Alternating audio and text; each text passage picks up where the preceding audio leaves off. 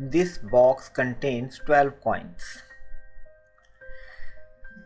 तो ये फॉर्म है दिस बॉक्स, इसमें सब्जेक्ट कंटेन्स वर्ब की फर्स्ट फॉर्म और 12 कॉइन ऑब्जेक्ट।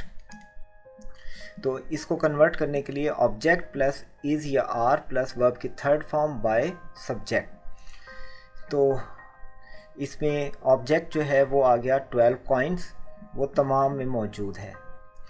फिर उसके बाद आना चाहिए इज़ या आर, कॉइन्स प्लूरल है तो आर आएगा, आर ये हैव नहीं आ सकता।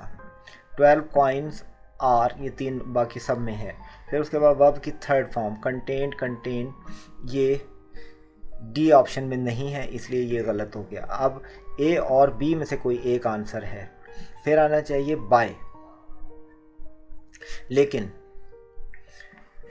नोट देखें, certain verbs take particular preposition with them, for example surprised at, engulfed in, decorated with, annoyed with somebody, annoyed at something, contained in। तो contain के साथ जो preposition आएगी वो by नहीं होगी, in होगी, इसलिए ये by नहीं आएगा, यहाँ पर in आएगा। this box, अब ये इसका subject था this box जो यहाँ पर आखिर में आ गया है। अब ये सेंटेंस यानी कि बी ऑप्शन में जो सेंटेंस है वो इस पैटर्न को फॉलो कर रहा है और प्रीपोजिशन भी करेक्ट है, इसलिए इस क्वेश्चन का आंसर ऑप्शन बी है।